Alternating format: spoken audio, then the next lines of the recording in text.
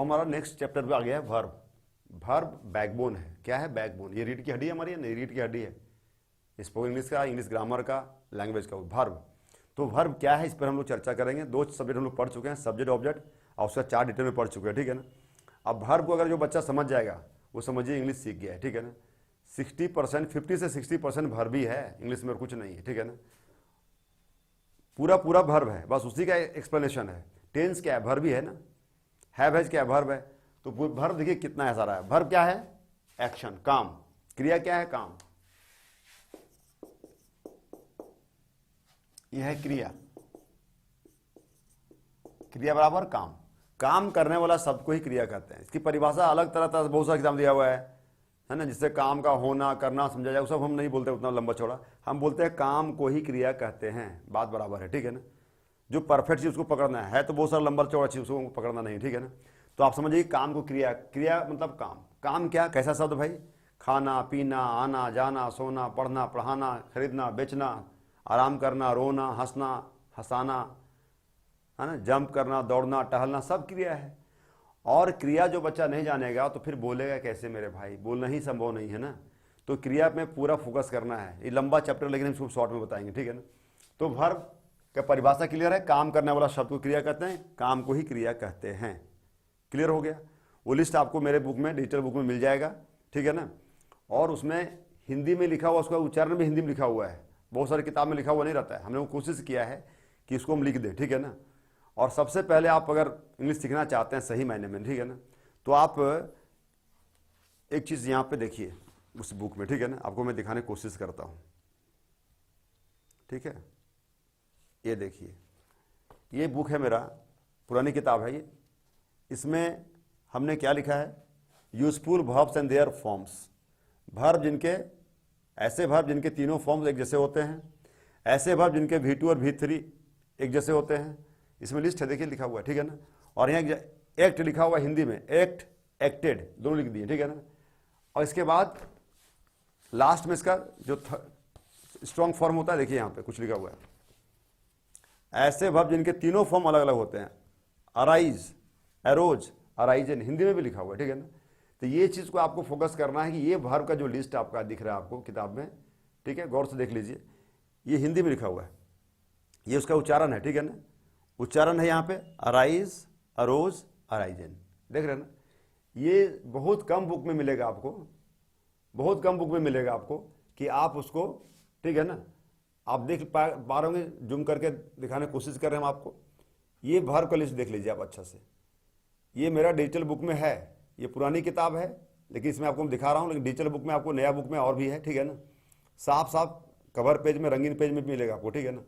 ये सबसे important part यही है। मैं शुरू में डिस्कस किया अपना, जो हमारा अपना बुक है उसमें हम जो कोर्स बनाए हैं, लर्निंग ऐप जो मेरा स्पोकन इंग्लिश का, उसी स्पोकन इंग्लिश का जो आपका ऐप है, उसमें साफ बताया गया है कि आप सबसे पहले वर्ब का लिस्ट याद करें। क्लियर है ये? तो इसको आप देख लिए। मैं कोशिश किया आपको। हिंदी माध्यम के बच्चे का सबसे मेजर प्रॉब्लम 2 ही चीज़ों में पहले बोला हूँ, पढ़ने, उनको पढ़ने नहीं आता है, लिखने नहीं आता है, नाम बेचारा का, और वो वर्ब के लिस्ट में फंस जाते हैं। वर्ब का देखिए यहाँ पे भी मेन वर्ब में चर्चा करेंगे, ठीक है ना। तो मेन वर्ब और हेल्पिंग वर्ब, 2 तरह का वर्ब हो गया, ठीक है। हेल्पिंग वर्ब इधर लिखा हुआ आपका देख लीजिए, प्राइमरी, मॉडल्स और मार्जिनल्स। 24 हेल्पिंग वर्ब्स है, is, am, are, was, were, have, has, had, do, did, does, ये प्राइमरी वर्ब है आपका।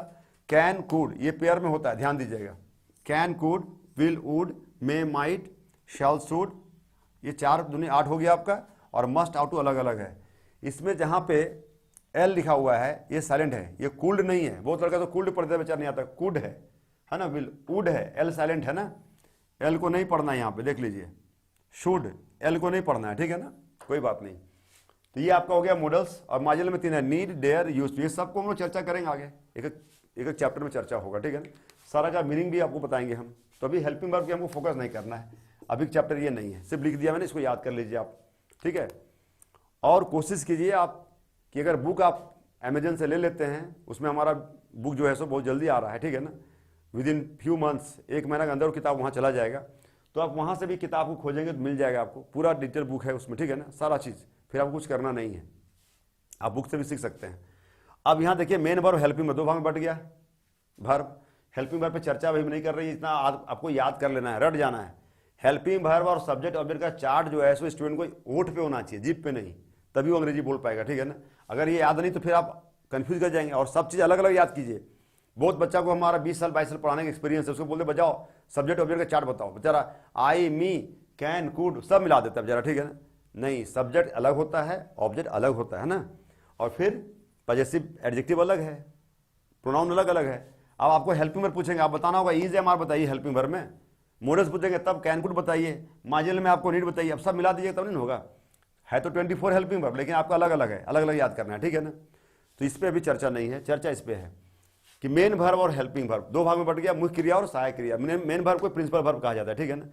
मेन वर्ब को हम लोग ट्रांजिटिव इंट्रांजिटिव में भी पढ़ते हैं, फाइनाइट नॉन फाइनाइट में भी पढ़ते हैं, ठीक है ना। लेकिन वो आपको वहां जाने की जरूरत नहीं है, फिर आना पड़ेगा यहीं पे आपको, ठीक है। ट्रांजिटिव वर्ब इंट्रांजिटिव शॉर्ट में बताने की कोशिश कर रहे हैं। ट्रांजिटिव वो मुख्य क्रिया होता है जो हिंदी में क्या और किसको से क्वेश्चन पूछता है, अंग्रेजी में व्हाट और हुम से क्वेश्चन पूछता है, ठीक है ना, जिसमें ऑब्जेक्ट का होना जरूरी होता है। इंट्रांजिटिव वो वर्ब होता है जिसमें ऑब्जेक्ट की जरूरत नहीं पड़ती है, वो व्हाट और हुम से क्वेश्चन नहीं पूछ पाता है, क्या और किसको से, ठीक है ना।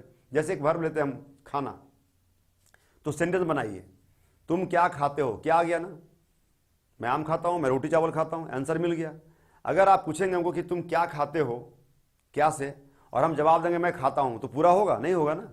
जो खाते हो चीज आपको बताना पड़ेगा।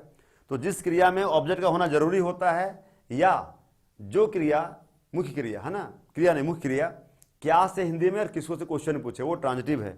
जो ना पूछ पाए वो इंट्रांजिटिव। जैसे अब दौड़ना, तुम क्या दौड़ते हो, सही लग रहा है नहीं ना, तुम किसको दौड़ते हो, ये भी सही नहीं लग रहा है, तो वर्ब क्या हो जाएगा इंट्रांजिटिव, जिसमें ऑब्जेक्ट की जरूरत नहीं है। मैं दौड़ता हूं, दौड़ रहा है, जा रहा है, तो ट्रांजिटिव इंट्रांजिटिव वही चीज हो, लेकिन कुल मिलाकर के फिर आना है मेन वर्ब, वो भी मेन वर्ब भी है, इसीलिए मैं इस पर टाइम वेस्ट नहीं करना चाह रहा हूं, ठीक है ना।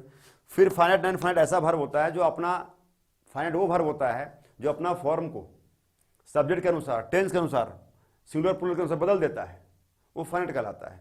नॉन फाइनाइट नहीं बदलता है। इसमें 3 फॉर्म आपका आ जाता है, 3 ये है, इन्फिनिटिव, पार्टिसिपल और जेरंड, ये हम चर्चा करेंगे। नॉन फाइनाइट वो वर्ब होता है जिसको टेंस बदलने से, सब्जेक्ट बदलने से, नंबर बदलने से कोई फर्क नहीं पड़ता है। ये जरूरी है, इसको हम चर्चा करेंगे। लेकिन कुल मिलाकर के मेन वर्ब में क्या देखना है भाई, तो जो आपको बुक में दिखा चुके हम, ठीक है ना।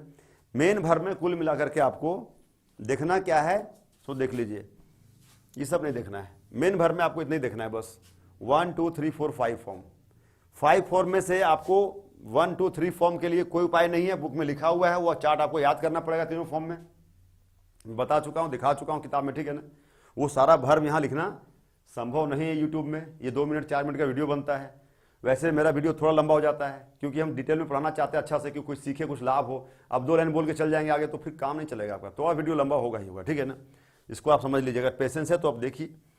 तो अब बचा V4 और V5, ये कैसे बनता है ये आपको बता देते हैं अभी, ठीक है ना, कि V4 V5 कैसे बनता है, ठीक है। ये बन जाएगा, 1 2 3 आपको याद करना पड़ेगा। तो मेन वर्ब का जितना फॉर्म है वो अगर आप याद कर लेते हैं तो आपको इंग्लिश सीखने में 100% मदद मिल जाएगी, ठीक है ना। उसको आप सबसे पहले रट जाइए, ठीक है ना। अब इस पर हम लोग अभी थोड़ा देर में देख रहे हैं। नेक्स्ट हम लोग अभी चर्चा कर रहे थे V1 V2 V3 V4 V5 का, ठीक है ना। तो मैं आपसे रिक्वेस्ट क्या किया था कि भाई V1 V2 V3 मेरे बस की चीज़ नहीं है, आप उसको बुक से याद कीजिए, ठीक है ना। क्लियर है, बुक आपको जब बुक लेना ही पड़ेगा, ठीक है ना, या कहीं से आप सोर्स से आप वर्ब याद कर लीजिए। हम नहीं बोले मेरा ही बुक आप ले लीजिए, ठीक है ना। मेरी किताब में हिंदी के साथ लिखा हुआ है। और ये जो चैनल हम बना रहे हैं उन बच्चों के लिए बना रहे हैं जिनके पास 1 रुपया बेचारे पास नहीं है, गरीब बच्चे हैं, जिनके पास मोबाइल सिर्फ है, कोई तरह काम चलाते हैं। मैं रिक्वेस्ट बार बार करता हूँ हर वीडियो में कि जिन बच्चों के पास अगर 1200 रुपया है और वो इंग्लिश सीखना चाहते हैं तो OCC स्पोकन इंग्लिश ऐप में जाइए, साइट में जाइए, खोलिए, 12 चैप्टर है, डिटेल में उसको आपको वहाँ पे होमवर्क मिलेगा, पूरा बुक मिलेगा, उसमें एक्सरसाइज मिलेगा, उसका आंसर भी मिलेगा, सारा वीडियो मिलेगा, एकदम अच्छा से डिटेल में पूरा कोर्स 18 मंथ के लिए, ठीक है ना। बार बार मैं हर वीडियो में बोलता हूँ, इसलिए कि आपको इंग्लिश सीखना है प्रॉपर तरीके से, तो वहाँ जाइए। अब यहाँ पे हम V1 V2 V3 का लिस्ट नहीं डाल पा रहे हैं, हमको दुख है इस बात का, ठीक है ना। या यहाँ डाल भी नहीं सकते हैं, ज़्यादा लंबा वीडियो बना भी नहीं सकते हैं क्योंकि कोई उतना देर देखता भी नहीं है, इसलिए शॉर्ट वीडियो में सारा बात समाना मुश्किल है। अगर आपके पास if you have 1200 rupees please go there, take admission, ठीक है। तो आप देखिए यहाँ पे V4 V5 हम अभी आपको तुरंत समझाते हैं, 2 मिनट लगेगा, बस 2 मिनट। देखिए यहाँ पे V4 जो होता है वो V1 में ING लगा के बनता है, क्लियर है। ये फॉर्मूला है, इसको याद करने की जरूरत नहीं है आपको। तो क्या फॉर्मूला है, देखिए यहाँ पे कहता है यदि कोई वर्ब वन जो मेन वर्ब है उसका V1 फॉर्म, ओरिजिनल फॉर्म जिसको बोलते हैं, मेन फॉर्म बोलते हैं, ठीक है ना, उसके लास्ट में कोई वोवेल या कॉन्सोनेंट हो, ठीक है। आपको वोवेल कॉन्सोनेंट के बारे में जानकारी होगा ही, ठीक है। ए ई आई ओ यू को वोवेल बोलते हैं, बाकी वो कॉन्सोनेंट बोलते हैं, ये तो सबको मालूम है। तो यदि कोई भी वोवेल या कॉन्सोनेंट होगा उसके लास्ट में हम लोग आईएनजी लगा देंगे, मतलब 90% हमारा V4 आईएनजी लगाने से बन जाता है, 90%। अब यहां से देखिए जो रूल है ना 2 3 4 5, ये अपवाद है, रूल तो एक ही हो गया ना, रूल यही है, ये सब अपवाद है समझिए तो एक तरह से, ठीक है ना। कहता है कोई भी वोवेल होगा कोई भी कॉन्सोनेंट होगा तो हम आईएनजी डाल देंगे, तो फिर ये लिखने की क्या जरूरत थी? आप पूछ सकते हैं ना सर कि आप ये क्यों लिखे हैं, ये अपवाद है, एक्सेप्शन यहां से समझ लीजिए आप इसको, ठीक है ना। रूल यही है, तो कोई भी V1 मिलेगा आपको उसमें आईएनजी लगाएंगे तो क्या बन जाएगा V4। अब देखिए यहाँ पे था ओ था, यहाँ पे वोवेल क्या लगा दिया आईएनजी, गोइंग बन गया, डी था कॉन्सोनेंट रीडिंग हो गया, तो ये नंबर 1। अब वोवेल में क्या कहता है ई रहेगा, तब देखिए अपवाद क्या है, सो अगर ई रहेगा तो आईएनजी डायरेक्ट नहीं लगेगा, क्या करना होगा, ई को हटाना होगा, ई को काट करके आईएनजी लगेगा, राइट। देखिए यहाँ पे ई हट गया, राइटिंग में क्या है TING है, ई यहाँ से गायब है। अगर आप ई में आईएनजी लगा देंगे तो रॉन्ग हो जाएगा, तो ई जहां रहेगा ई को पहले हटाइए फिर आईएनजी लगाइए, तो वोवेल का अपवाद हो गया। लेकिन बाकी वोवेल में सीधे लगाना, देखिए वो था वो में डायरेक्ट लग गया तो ई को अपवाद हो गया। अब CBC क्या होता है सो देखिए जरा सा, ये फॉर्मूला मैथ का क्या है, कॉन्सोनेंट वोवेल और कॉन्सोनेंट, लास्ट से देखना है आपको, ये एक नंबर है 1 2 3, इधर से जाना है, ये कॉन्सोनेंट ये वोवेल ये कॉन्सोनेंट। अगर ऐसा सिचुएशन बनता है तो बीच वाला जो आपका ये लास्ट वाला जो होता है आपका, लास्ट में जो आएगा कॉन्सोनेंट वो डबल हो जाएगा, देखिए यहाँ पे डबल डबल, ठीक है ना। तो क्या होगा, C कॉन्सोनेंट था, V वोवेल था, और C जो लास्ट C जो था, यहाँ N था T था, स्क्वायर में डबल होकर आईएनजी लग जाएगा। तो रनिंग में डबल N हो गया, पुटिंग में डबल T हो गया, कटिंग में डबल T हो गया, तो ये हो गया CBC C स्क्वायर आईएनजी, ठीक है ना। अगर ऐसा सिचुएशन बनता है कि पहले कॉन्सोनेंट हो फिर वोवेल हो फिर कॉन्सोनेंट हो, उसके बाद कुछ भी हो उससे मतलब नहीं है, तो लास्ट कॉन्सोनेंट को डबल करना है। ये हो गया आपका 3 नंबर। 4 में कहता है W और Y। आप बोलेंगे सर W और Y क्या वोवेल कॉन्सोनेंट नहीं है, यहाँ पे आपने क्यों नहीं लिखा, बात भी सही है, वहां मैंने इसलिए नहीं लिखा था कि W और Y को हाफ सेमी वोवेल कहा जाता है, ठीक है ना। इसलिए इसमें अगर यहां लिख देते तो डबल Y हो जाता, डबल W हो जाता, वैसा सेंटेंस नहीं बनता है, Y का नहीं बनता, वैसा वर्ड नहीं बनता है। तो W और Y रहेगा, सिंपल आईएनजी लगा देना आपको, बाय बाइंग, प्ले प्लेइंग, भो भोविंग, भो मैंने होता है शपथ लेना, ठीक है ना। और लास्ट बोला आई और ई दोनों वोवेल साथ में रहेगा तो दोनों कट जाएगा, इसके जगह में Y आईएनजी जुड़ जाता है, तो डाई और टाई 2 वर्ड मिला हमको, तो डी में और टी लिख दिया, यहाँ पे आईएनजी हिट खत्म, आई और ई खत्म हो गया तो डाइंग और टाइंग बन गया। तो कोई भी V1 में अगर आप आईएनजी इस 5 नियम से लिखेंगे तो V4 बन जाएगा, ये क्लियर है।